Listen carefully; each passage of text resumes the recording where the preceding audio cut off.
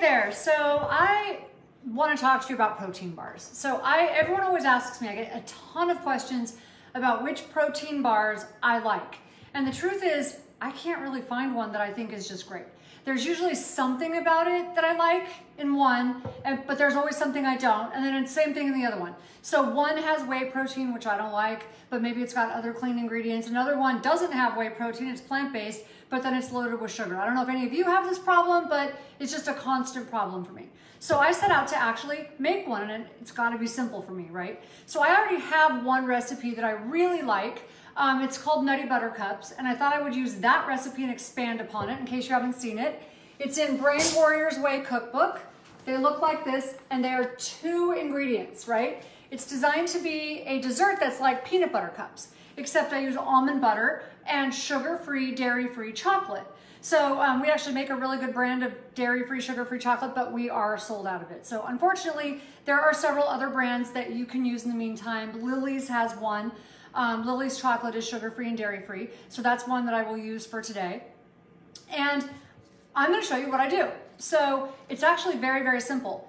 You melt the chocolate. A double boiler is still probably the simplest way to do it on the stove. Low heat, so you don't burn your chocolate, because chocolate burns really easy.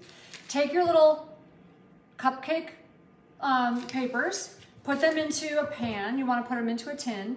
And then with your melted chocolate, you can see I've already done it in these because I don't want to have you wait here while they're in the freezer.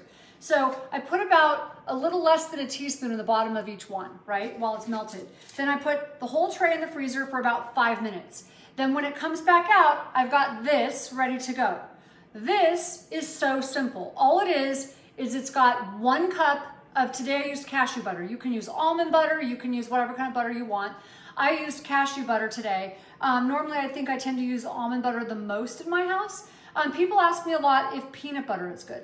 The only reason peanut butter is not your best choice is because peanuts are not actually nuts, they're legumes, and they grow like low to the ground, they fold over, they go back into the ground, and they're loaded with mycotoxins and like different like fungi. In fact, there's been 21 that have been identified. So this is gonna really freak you out, because it freaked me out when I heard this. If you're gonna use peanut butter, it's not like you can never have peanut butter, but don't get organic. And I was like, what? Like, that's crazy. That should tell you something about why maybe avoid peanut butter, because you don't want one that is organic, because if you're gonna have peanut butter, you actually need those things killed with the pesticide. Ouch, right? Okay, so there it is. So do you want pesticide? No. But do you want mycotoxins in your body? No, right? So I'm using cashew butter. I like tree nuts the best. And all I did is 1 cup of cashew butter, and I mixed it with plant-based protein powder. You can use vanilla or chocolate. I am using vanilla today. It's one that I make because I know it's clean. It's plant-based. It's got all the amino acids. It's got digestive enzymes and no sugar. So it's sweetened with stevia. And I mixed that, and then you can do what you want with adding some fun stuff. I only put a tiny bit of erythritol in it. You probably don't even need it. If you don't like things super sweet, don't even put it in. But a tiny bit of erythritol. If you don't like erythritol, you can use stevia, but use powdered stevia for this because it's hard to mix the liquid and you'll get like areas like bites of it that are gonna be super concentrated. Or use something like monk fruit, okay? Something like that that is not gonna raise your blood sugar. So sweeten it a little bit. I only put a couple tablespoons in. You can put a couple tablespoons of honey, but I'm trying to keep the sugar down. So I put a couple tablespoons of erythritol, and then one thing people often do, if you look these up, if you look up peanut butter protein balls on the internet, you're gonna find almost all of them have oats. Well, I don't like raw oats. We are mostly grain-free, and if we do have oats now and then, they're cooked. So I don't like oats because they rip up my stomach, and especially if they're not cooked. So I mean, you can use a little bit of flax. So I'm making these 2 ways today. I showed you the cup. You can also make them as balls. If you don't want to melt the chocolate and you want to do this totally without cooking at all and do them literally in 5 minutes, then make them into little balls. All I did is I put a little bit of flax in there. So now I've got the protein powder, the cashew butter. So ½ cup of protein powder, 1 cup of cashew butter, and then I put 2 tablespoons of erythritol, and then I put a little bit of cinnamon and a little bit of vanilla. You don't have to put that in. But I put 1 teaspoon of cinnamon and I put 2 teaspoons of vanilla in the whole batch. And that's all I have in there. And then I roll this up, and then at the end what I did is I put some little chocolate chips in here. The sugar-free Lily's brand chocolate chips. That's rolled up. You got a protein ball ready to go. But if you want to do it this way, like I'm doing, so that they look like peanut butter cups, put it in the bottom, put it in the freezer for 5 minutes, take it back out of the freezer, then you make a second batch of chocolate, okay? And then you're gonna take these balls, just like this one. You're gonna take a little ball of cashew butter with protein powder, put it in there, actually a little bit bigger than that because I'm making these kind of big today. So you're gonna take a little bit of this. Now don't let it get to the edges. You wanna keep this away from the edges of your cup. I'll show you what I mean.